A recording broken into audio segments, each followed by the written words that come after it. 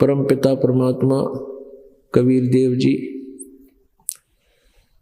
हम काल जाल में फंसी हुई आत्माओं को समझाना चाहते हैं कि आप जी को धोखे में रखकर यहाँ डालकर यहाँ रखा हुआ है। आप जी को बिल्कुल अंधेरे में रखा हुआ है। ये शरीर तुम्हारा है नहीं, और जिस संपत्ति को आप अपना माने बैठे हो ये तुम्हारी कैसे हो सकती है। ये तो यही पृथ्वी है, यही वो एकड़ जमीन किले हैं, इनके ऊपर अरबों खरबों व्यक्ति अपना कब्जा कर कर के मर गए, और यही इस वो जमीन पृथ्वी जो की तो यहीं पर है। तो परमात्मा कहते हैं काया तेरी है नहीं, ये माया कहां से हो। चरण कमल में ध्यान रखो, इन दोनों ने खो। फिर क्या बताते हैं, नंगा आया जगत में नंगा ही तू जाए, बीच में ख्वाबी ख्याल है ये मन माया भरमावे। परमात्मा कहते हैं ये माया करतार की अपनी कह गंवारे, दोजक धक्के खावेगा नाहक बह बेगारे।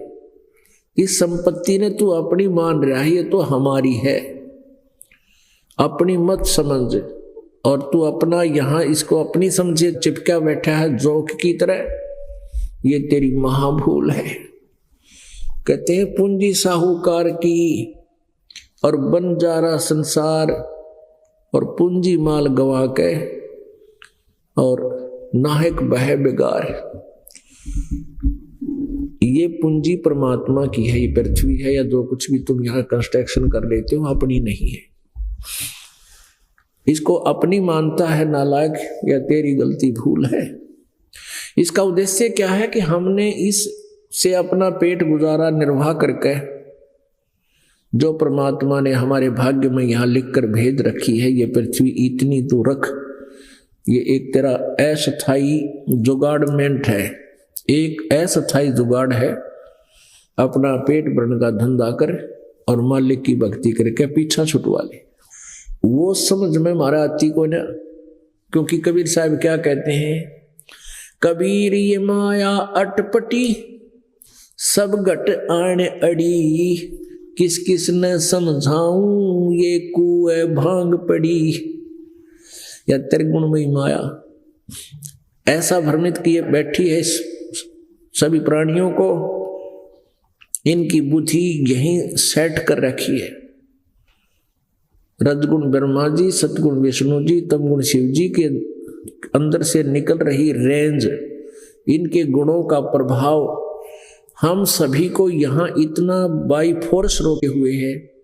जैसे कोई शराबी शराब पी ले या भांगी भांग पी ले, उसके बस की बात नहीं, वो कहाँ पैर रख रहा है, कहाँ उसका ध्यान है, कहाँ गिरा पड़ा है, कैसे चल रहा है, क्या क्या बोल रहा है, लड़खड़ा के हकला के। तो कहने का भाव कि इसी प्रकार इन तीनों गुणों के प्रभाव से इस त्रिगुणमयी माया के कारण हम विवश हो गए। हमारी बुद्धि संतान और संपत्ति पर बाई फोर्स ने जकड़ दी। इसी को कहते हैं जैसे ब्रह्मा जी के गुण रजोगुण से हम प्रभावित होकर संतान उत्पत्ति करते सभी प्राणी जीव के बस का। और फिर भगवान विष्णु जी के सतोगुण के प्रभाव से हमें एक दूसरे में जकड़े हुए हैं, एक दूसरे में ममता है, मोह है। ये जीव के बस का नहीं कि इससे बेसिक बात बना ले कि इससे हट जा। जैसे द्रोणाचार्य जी आचार्य थे, गुरु थे, और वो शिक्षा दिया करते थे कि मोह माया ममता नहीं करनी चाहिए, मोह माया सबकी बहुत भयंकर है, ये जीव की दुश्मन है, मोह नहीं होना चाहिए किसी पुत्र में, पुत्री में, संपत्ति में। और महाभारत के युद्ध में जब यूं कहा, युधिष्ठिर ने ये झूठ बोल दिया था कि अश्वत्थामा हिते, अश्वत्थामा द्रोणाचार्य जी के पुत्र थे, जब उसने ये शब्द सुने कि युधिष्ठिर अगर कह देगा मेरा बेटा मर गया मैं मान लूंगा, क्योंकि अगले दिन द्रोणाचार्य ने युद्ध करना था और द्रोणाचार्य एक नंबर के बहुत बड़े धनुषधारी थे।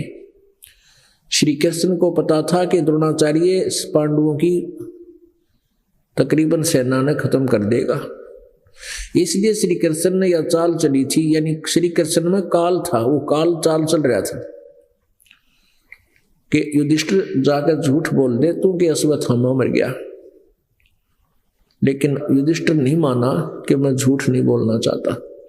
तो फिर कहा झूठ नहीं बोलना चाहता तो कल तुम्हारी पराजय हो जाएगी, घर से बेघर हो जाओगे, तुम्हारी दुर्गति हो जाएगी। फिर उन्होंने स्कीम बनाई कि ऐसे एक अश्वत्थामा नाम का हाथी है कुंजर, और उसको मार देते हम तीर से। तो कह दिए द्रोणाचार्य के सामने कि अश्वत्थामा मर गया। तो आखिर में वो न्यों राज्य कर लिया, उस काल ने श्री कृष्ण में प्रवेश था कि तू न्यों कह दिए दबी सी आवाज में, भाई पता नहीं हाथी था या आदमी था। तो उसने क्या कहा था कि अश्वत्थामा हिते नर वा कुंजर, वो दबी आवाज में कह दिया, सुना मन मन में कह दिया नर वा कुंजर। मनुष्य था या हाथी था, कुंजर माने हाथी। इस बात को सुनकर वो ही जो प्रतिदिन शिक्षा दिया करता लोगों को, अन्य को, पुत्र के मोह में युधिष्ठिर ने कह दिया तो सचमुच मर गया हो। कति टक्कर मारे नो डांगर की डाल रोए डडावे डड्डावे कति, और हताश हो गया। अगले दिन उठा नहीं गया उस पर सारे दिन, हल नहीं सका, वो गिर गया कति बेहोश की तरह होकर के। बात बनाओ था दुनिया ने समझाया करता, ये तो कबीर परमेश्वर की कृपा हो, उसकी दया से ही जीव के अंदर यह भक्ति शक्ति आकर के इस ममता से, इस तीनों गुणों से कुछ उल्टा हटे। ये निष्क्रिय होंगे एंटीबायोटिक की साधना सिमरण भक्ति से, जो परमात्मा बता रहे इन मंत्रों के जाप से फर्क बहुत पड़ेगा।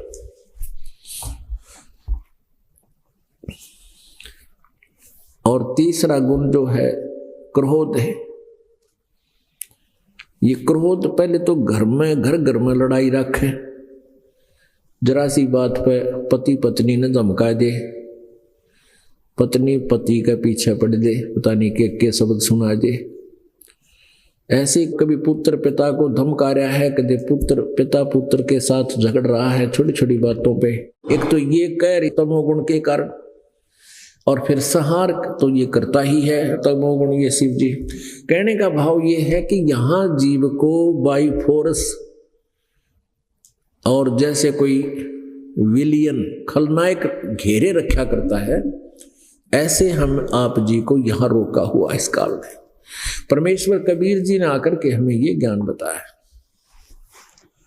तो क्या बताते हैं परमात्मा, भाई साथी हमारे चले गए, हम भी चालन हार, कोई कागज में बाकी रह रही, ताते लगी है वार। कबीर परमेश्वर जी आप जी और हमें ये समझाना चाहते हैं कि भाई यहां आप उतने समय तक ही हो जब तक तुम्हारा प्रारब्ध लिखा हुआ है, और जो पहले हमारे साथ थे वो चले गए, उनका वो समय आ गया, उतना प्रारब्ध खत्म हो गया। और आप जी ये सोच रहे हो कि हमारी अभी जाना नहीं होगा, हमारी मृत्यु नहीं होगी, ये तो इसलिए देरी लग रही है कि तेरी वो कागज में सांस अभी शेष रहते हैं, एक दिन वो पूरे होंगे, और इसलिए देर हो रही है तुझे, तू भी जाएगा। तो पुण्यात्माओं, जब तक इस प्राणी को अपनी मौत दिखाई नहीं देगी, तब तक ये ना भक्ति कर सकता, ना ये बकवाद छोड़ सकता। अब इस काल ने कैसी व्यवस्था कर रखी है, जैसे दास ने पहले देखा अन्य पंथी सत्संग करते थे, वक्ता हो जाते हैं, और गायक बन जाते हैं, परमात्मा के शब्दों को बड़ी सुरीली आवाज में गाते हैं, सुनाते हैं, लेकिन असर किसी का नहीं होता। और ये बातें परमात्मा ने कही है कि ये बातें कहन सुन की नहीं है, ये कर पाड़ने की है। ये कहने सुनने तक सीमित नहीं रखना है, ये तो कर पाड़ने की है, ये कर के पीछा छुटवाने की है। तो परमात्मा हमें याद दिला करते थे कि मौत भूल गया बावड़े, अचरज किया कौन, और तन माटी में मिल जाएगा जो आटे में लौट। पुण्यात्माओं, सभी को पता है कि मृत्यु होगी, लेकिन डरकती नहीं। औरों को हम मरते देखते हैं, अपने नंबर की चिंता नहीं। एक समय युधिष्ठिर और ये पांचों पांडव वनवास भोग रहे थे। एक बार उनको प्यास लगी, जल पीने के लिए जल की खोज में पहले छोटा जाता था, सब ये नियम है, सबसे छोटा भाई गया, फिर दूसरा गया। तो वहां तालाब में जो ही उन्हें बर्तन डाला पानी लेने के लिए, आकाशवाणी हुई कि मेरे प्रश्नों का उत्तर दो, उसके बाद जल लेना। लेकिन सहदेव ने जब सबसे पहले गया, उसने नहीं परवाह की कि भाई भूखे प्यासे मर रहे हैं, बहुत ज्यादा प्यास लगी है, इसके प्रश्न के उत्तर दूंगा, इतने जल पिला के आता हूं। जो ही उसने जल लेने की चेष्टा की, मृत्यु होगी। इंतजार करके दूसरा गया, नकुल गया। उसने भी सोचा ये भाई तो प्यास से मर गया है, बाकी भी मरने वाले हैं, उनके लिए जल्दी जल ले चलता हूं। आकाशवाणी हुई कि मेरे प्रश्न का उत्तर दो, बाद में जल लेना। उसने भी परवाह नहीं की, वो भी मर गया। फिर भीम गया, भीम के साथ भी ऐसा ही हुआ। अर्जुन गया, अर्जुन के साथ भी ऐसा हुआ। फिर युधिष्ठिर स्वयं गया। अब युधिष्ठिर ने सोचा भी ये तो प्यास के मारे मर गए और किनारे पे आकर ही मर गए। उन्हें सोचा चलिए तो मर लिए, जल तो पी लूं, क्योंकि जान जाने वाली है। उसी समय आकाशवाणी हुई कि मेरे प्रश्न का उत्तर दे, बाद में जल लेना, नहीं तेरी हालत भी तेरे भाइयों जैसी हो जाएगी। तभी दुष्ट ने कहा कि प्रश्न करो। यक्ष ने कई प्रश्न किए, उनमें से एक प्रश्न ये था, उसने कहा कि संसार में सबसे बड़ा आश्चर्य किस बात का है। युधिष्ठिर ने उत्तर दिया कि हम प्रतिदिन संसार में बहुत से व्यक्तियों को मरते हुए देखते हैं, लेकिन अपनी मृत्यु की हम चिंता कभी नहीं करते, ये सबसे बड़ा आश्चर्य है। उसके बाद यक्ष ने उन सभी को जीवित कर दिया, उसके प्रश्नों से प्रसन्न होकर। तो कहने का भाव ये है पुण्यात्माओं कि हम सबसे बड़ी गलती, सबसे बड़ा जो ना अचंबा हम ये कर रहे हैं, सबसे अद्भुत कर रहे हैं कि हम डरते को ना मौत से।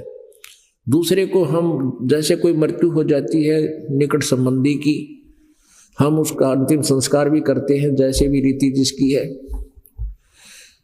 और जब तक हम शमशान घाट पर पहुंचते हैं तब तक तो थोड़ा बहुत महसूस रहता है कि भाई क्या लेके गया, ये क्या लेके गया।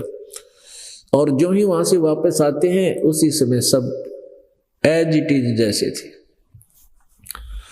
लेकिन इस तत्व ज्ञान से हमें यह मौत भूली नहीं जा सकती। हमें इसका पता लग गया कि ये डेफिनेट होगी, लेकिन इस डर से हम बुराई भी नहीं करते और भगवान से डर कर चलते हैं, परमात्मा को याद करते हैं। ये सबसे बड़ा फार्मूला बताया परमात्मा ने कि जब तक हम इस मृत्यु से नहीं डरेंगे तो हम भगवान की भक्ति भी नहीं कर सकते और ना ही बुराई छोड़ सकते। जो 2 नंबर का काम करते हैं, किसी से रिश्वत लेते हैं, किसी को लूटते हैं, ठगते हैं या और कुछ करते हैं, तो ये हम बीड़ी शराब मांस तंबाकू का प्रयोग करते हैं और चोरी जारी करते हैं, ये हम तब तक नहीं छोड़ सकते जब तक हमें ये याद नहीं होगा कि मृत्यु ना जाने कब हो जाए। हम एस्टीमेट अंदाजा सा लगा रहे हैं, अप्रोक्सीमेशन कर रहे हैं कि शायद 80-90 वर्ष 100 वर्ष तक तो जीवित रहा कर। पहले तो 70 साल पाछे शरीर जीण जोगा रहे को ना, कोई एक आधा भगवान को अच्छी कोई ठीक संस्कार से हो, वो बेशक बचा रहे, और उसके बाद जितना भी समय है आपकी दुर्गति का है, चाहे जीवन 100 वर्ष भी रह जियो। तो कहने का भाव ये है कि हमने इतना लंबा एस्टिमेट अप्रोक्सीमेशन नहीं करना चाहिए, चलन की तैयारी करें। उसके लिए हमने भगवान की भक्ति जो भी क्रिया बता रखी है दिन रात करें अपनी। साथी हमारे चले गए हम भी चालन हारे, कोई कागज में बाकी रह रही तात लगी है वार। फिर क्या बताते हैं, बेटा जाया खुशी हुई भाई बहुत बजाए थाल, ये तो आना जाना लगा हुआ है जो कीड़ी का नाले। परमात्मा कहते हैं कि जैसे पुत्र होता है तो राजा लोग तो बैंड बाजे बजा के खुशी प्रकट किया करते, पूरे शहर में गाने गुणे गा के मिठाई बांटा करते। गरीब आदमी ने वही रीस कर ली, पुत्र होने के उपलक्ष्य में थाली पीटा करें, थाली पटन टन। तो आसपास के व्यक्तियों को पता लग जाता है कि उनकी पुत्र वधू का बालक होने वाला था, बच्चा होने वाला था, थाली बजी है तो पुत्र हो गया। और फिर वो गुड़ बांटा करते, एक डली सब न देते आसपास के। तो परमात्मा कहते हैं इस काल के लोक में तुम क्या पे खुशी मनाते हो, बेटा जाया खुशी हुई और खूब बजाए थाल, ये तो आना जाना लगा हुआ जो कीड़ी का नाल। बेटा हो गया, युवा हुआ, शादी की तैयारी हुई, विवाह के लिए बारात जा रही थी, रास्ते में एक्सीडेंट हो गया, और पहले दिन शाम ने नाचे थे, गाँव थे, डीजे ले रहे थे, पंगा पा रहे थे, निराज उद मुस्तार रखा था। और सुबह वो लड़का भी मर गया जिसका ब्याह था, 5-7 और साथ में मर गए। तो पुण्यात्मा ठीक है, ये नहीं कि विवाह शादी ना करनी या दैनिक क्रियाएं कति छोड़ दे। परमात्मा कहते फिर फंड क्यों करे, ठीक है ब्याह कर लो, सिंपल वे से जाकर अपनी शादी कर लो। लड़का लड़की का ब्याह होना है, चाहे 10 आदमी चले जाओ, चाहे 2 चले जाओ, उसमें बकवाद और ये फंड करने की क्या आवश्यकता रहेगी, जिस तो भगवान नाराज हो। तो कहने का भाव ये है पुण्यात्मा, हम साधु संत भक्त बनकर और फिर हम ड्रामाबाजी करते हैं, नाचना गाना करते, फिर हमने भगवान का ज्ञान कति नहीं, और इसलिए फिर भक्ति बाधक बन जाती है। ऊपरले मन से हम साधना करेंगे, वो साधना हमारी व्यर्थ होती है। कहते हैं भक्ति करे बिन भाव रे सो कौने काजा, बिना भाव के बिना श्रद्धा से यदि भक्ति हम करते हैं वो व्यर्थ है। भक्ति करने का, साधना करने का तरीका एक विशेष होता है, कसक के साथ करें। ये परमात्मा मुश्किल से दाव लगा है, ये मनुष्य जीवन मिला है, ये भक्ति मिली है, और कसक के साथ अंदर कसक उठे, जैसे किसी वस्तु की प्राप्ति के लिए कसक होया करे, ऐसे कसक बने अंदर से सुमन के साथ, तो उसका लाभ ज्यादा होता है। फिर परमात्मा हमें याद दिलाते हैं,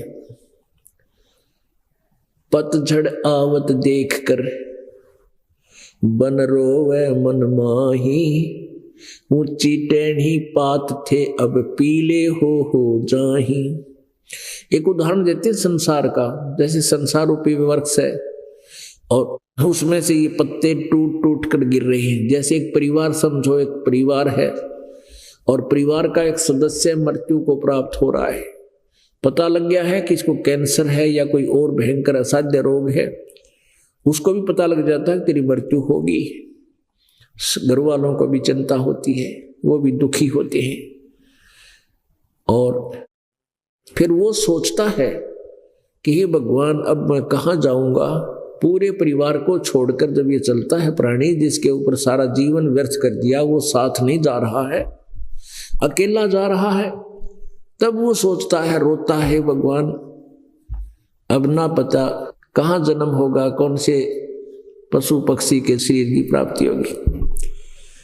तो क्या बताते हैं, तो अन्य जो वहां आने वाले उसको मिलने वाले सांत्वना दिया करते हैं, एक ही बात कहते हैं, भाई तो एक दिन सब ने मरना है, सभी ने जाना है यहाँ से, क्यों चिंता करता है, यहाँ तो कोई पीछे रहा ना कोई आगे रहेगा। उसको थोड़ा सा दिल डट जाया करे, उसका कि दिल डट जा, यू मर जा आराम तय, इतनी सी बात है बस, और समाधान कुछ नहीं उनके पास। उसके लिए परमात्मा ने एक उदाहरण दिया कबीर जी ने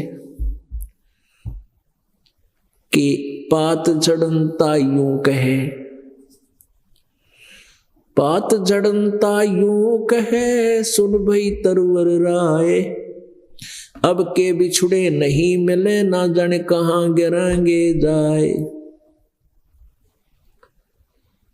ये मान लीजिए कि जैसे एक सदस्य घर का बिछुड़ता हुआ कह रहा हो कि भगवान ना मेरा कहाँ जन्म होगा, कित गिरूंगा जाके। तो उसके लिए परमात्मा बताते हैं, तरवर कहता पात से, सुनो पात एक बात, यहाँ की यही रीति है, एक आवे एक जात, एक आवत एक जात। तो यहाँ की एक रिवाज है इस काल के लोक की, जन्म और मृत्यु सदा बनी रहेगी। यहाँ की यह रीति है, यहाँ का यह एक हार्ड एंड फास्ट नियम है, रूल है कि जन्म और मृत्यु बनी रहेगी, एक आता है दूसरा जा रहा है। इसके समाधान के लिए परमात्मा ने हमें बताया है, साहेब से चतला ले रे मन गर्भ गुमानी, साहेब से चतला, साहेब मन परमात्मा, साहेब से चतला ले रे मन गर्भ गुमानी, नाभि कमल में नीर जमा तेरा दीना मैल बनाए, नैन नाक मुख द्वारा देही नक्सक साज बनाया, दांत नहीं जब दूध दिया था अमी महारस खाए, बाहर आया भरम बुलाया बाजे तूर सनाए, तू ही तो छोड़ दी अब चला अधम किस राहे। फिर क्या बताते हैं, भाई 12 वर्ष खेलते बीते फिर लीना ब्याह कराए, तरुणी नारी से घर बारी चाल्या मूल गवाए, रातों सोवे जन्म बिगोवे धोंदी खेत कमावे, और काले काग गए घर अपने बैठे श्वेत बुगाए,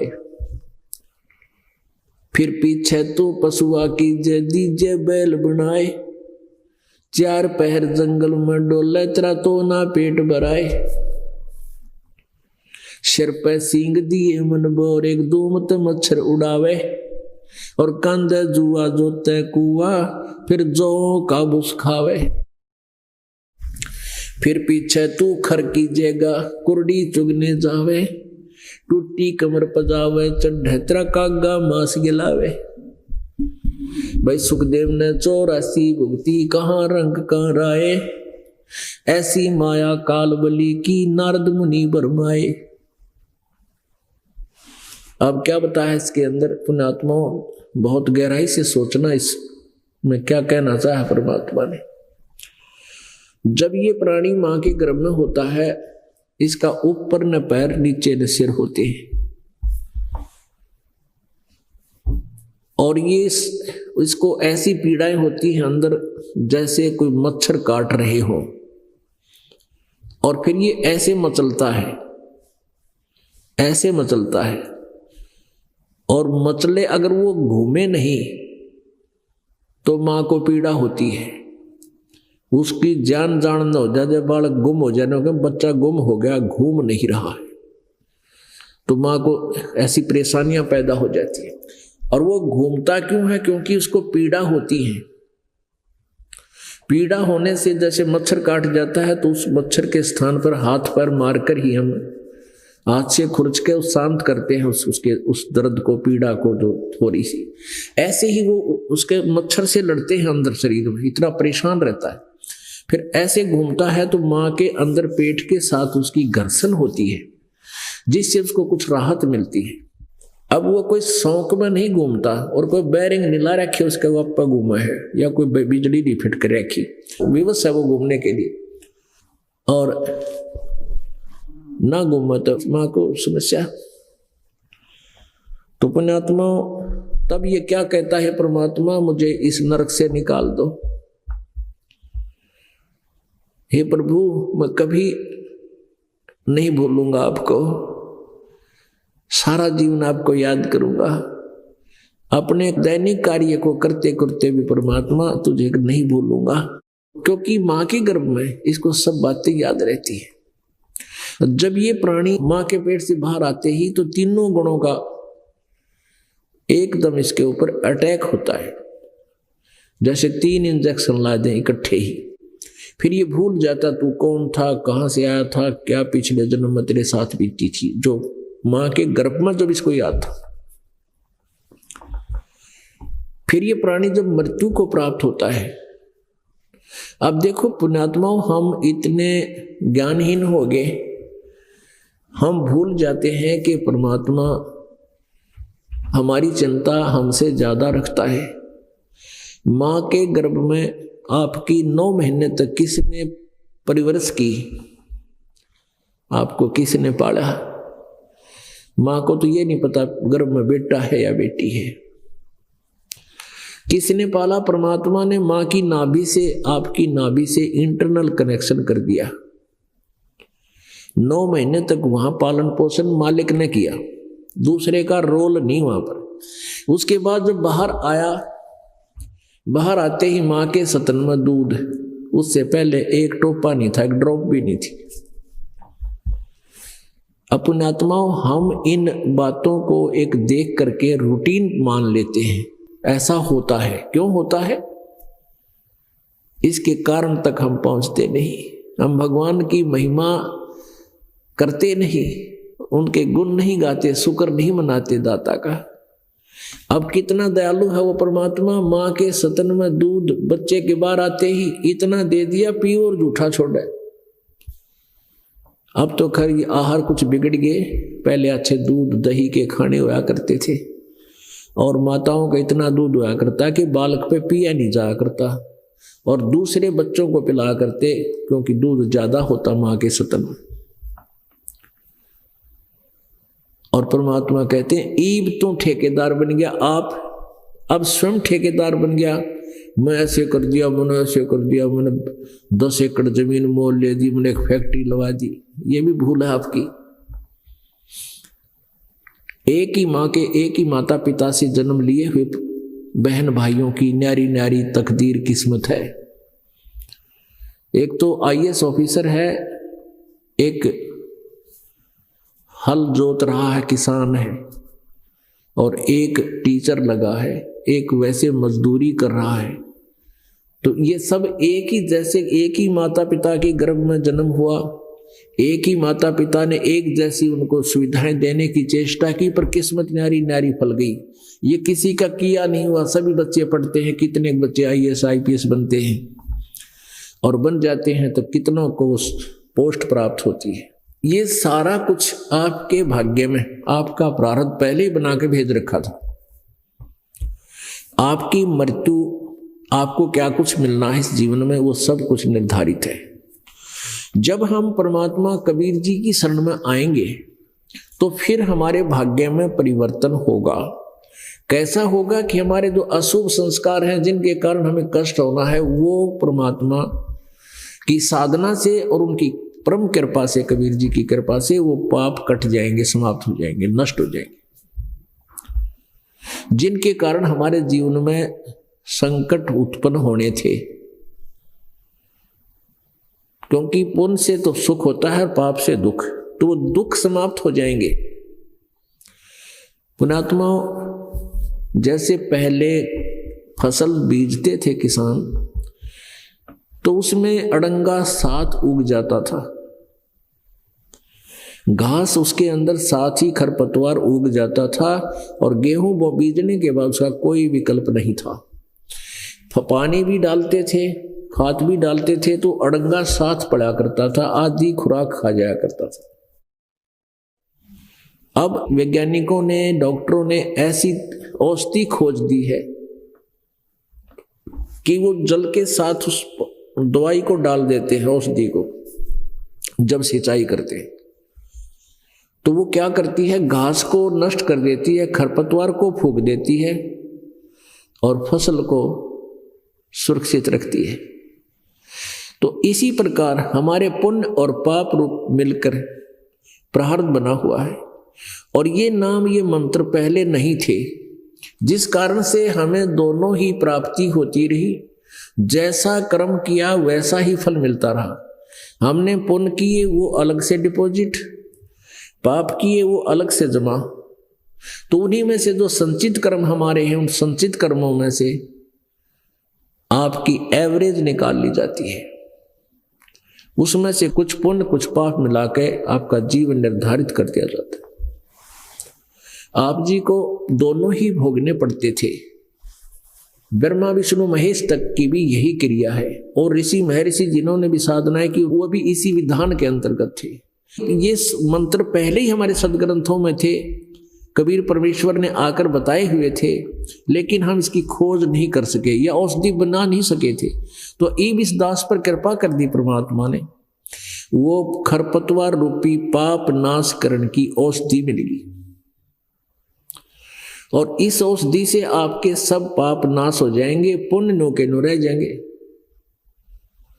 तो जिन पापों के कारण आप जी को संकट आना था, अब सारी दुनिया दुखी हो रही है, और साधना किया करते थे, क्योंकि वो साधना पाप नाशक नहीं थी, और पाप नाश हुए बिना ये सुख नहीं हो सकता। अब जैसे पहले, अब भी ऐसा ही है, जो यहां नहीं आता उनकी इसके अतिरिक्त सभी जगह यही है। किसी भी संत के पास जाइए, पहले तो आपको जंतर मंत्र बताओगा,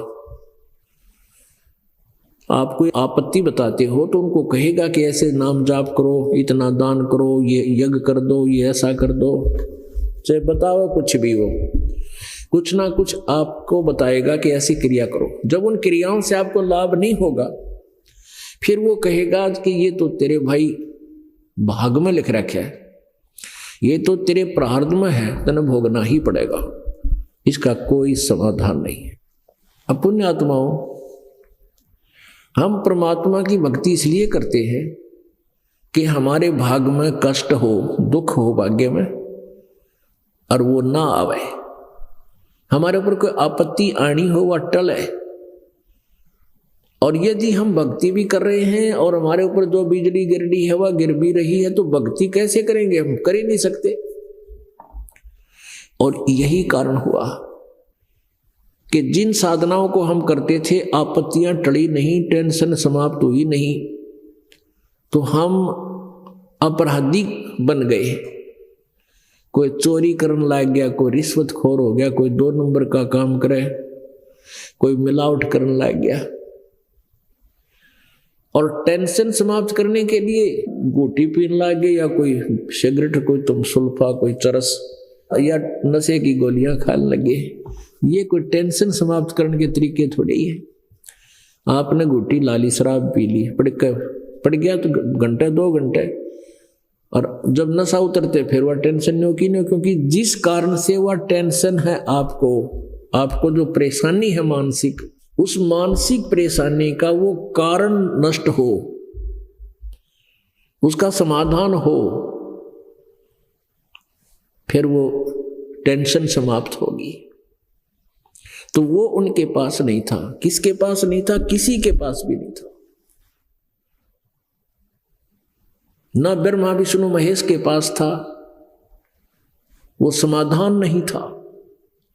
जैसे किसी के पास दुखी जाता था, संत के पास वो जाते ही क्रियाएं तो अवश्य बताता था, कहता था चिंता मत कर, सब ठीक हो जाएगा। जब कहीं आराम नहीं होता था तो लास्ट में यही कहता था कि भाई तेरे कर्म में लिख रखा है, ये तो उस प्रारब्ध में लिखा है, ये कट नहीं सकता, ये पाप नाश नहीं हो सकता। और उदाहरण देते थे कि जैसे भगवान विष्णु को नारद जी ने श्राप दिया था, जिसके कारण भगवान विष्णु जी श्री रामचंद्र रूप में जन्म हुआ राजा दशरथ के घर पे, और सारा जीवन अपनी पत्नी के योग में बिताया। फिर दूसरा श्री राम रूप में बाली को मारा था, सुग्रीव के भाई को, उसका भी टिट फॉर टैट यानी अदले का बदला उसने देना पड़ा। विष्णु जी यानी श्री रामचंद्र जी कृष्ण रूप में अवतरित हुए, जन्म हुआ, और उधर से सुग्रीव का भाई जो बाली था वो एक शिकारी रूप में उसी के राज्य में उत्पन्न हुआ। अंत में श्री कृष्ण जी एक वृक्ष के नीचे लेटे हुए थे, उनके पैर में पद्म था। शिकारी ने, वो शिकारी शिकार के लिए जंगल में मृग मारने के लिए घूम रहा था। वृक्ष की झुरमटों के अंदर से उसने देखा कि कोई मृग की आंख चमक रही है, हिरण की। उसने सोचा कि सारा दिन घूम लिया हूं, अभी तक कोई दोपहर से होगी है, अभी तक कुछ मिला नहीं, और कहीं मैं इधर से जाऊंगा कहीं भाग ना जावे। उन वृक्ष की झुरमटों में कह पत्तों में कह तीर मार दिया। श्री कृष्ण जी के पैर में पद्म को मृग की आंख समझ गए, विषाक्त तीर था श्री कृष्ण जी के, वो लग गया, करहाने लगा। जब जाकर देखा है तो मनुष्य मर गया। तब श्री कृष्ण जी से उसने कहा, भगवान मेरे से गलती होगी, मैंने तो ऐसे ऐसे धोखे से तीर मार दिया। तब श्री कृष्ण जी ने कहा, भाई तेरा दोष नहीं है बालिया। बालिया नाम था उसका जीमर का, वो धीमर यानी शिकारी का, कि अभी तेरा दोष नहीं है, ये तो तेरा और मेरा कोई पिछला हिसाब था। त्रेता युग में तू सुग्रीव का भाई बाली था, मैं रामचंद्र रूप में था। जब मैंने तुझे वृक्ष की ओट लेकर धोखा देकर मारा था, मैं अपना तेरे को बदला दे चला, अब तू जा यहां से, भाग जा। तो पुण्यात्मा ये उदाहरण दिया करते थे, तो हम संतुष्ट हो जाते वे सचमुच। जब हमारे भगवाना ने भी कर्म भोगने पड़े तो हम भी दुख पा लेंगे, लेकिन आत्मा फिर भी नहीं डटे थी। फिर भी कहीं ना कहीं किसी तीर्थ पे, कोई मंदिर में, मस्जिद में कितना न कितना जरूर जाते ही रहते थे, या किसी और संत के पास चले जाते थे, कुछ राहत मिले। हमें मालूम है कि भगवान की भक्ति इसीलिए करते हैं कि कुछ हमें आने वाली आपदाएं टले। पुण्यात्माओं, किसी के पैर में कांटा लगा हो और उसके किसी से पूछे कि मुझे पैर में पीड़ा हो रही है, वो व्यक्ति ये तो बता दे कि तेरे पैर में कांटा लगा है जिस कारण से तुझे पीड़ा हो रही है, और उसके पास उसको निकालने के साधन है नहीं, औजार नहीं है कांटा निकालने के, और वो ये कहे कि जूते पहन ले कहीं आगे और कांटा ना लग जा। जूते पहन ले भाई, आगे कांटे ना लगेंगे, कांटा नहीं निकलेगा, कांटा तो लगा ही रहेगा। अपने आत्माओं, कांटा लगे पैर में जूते पहना नहीं जा सकते, वो तो कांटा निकले।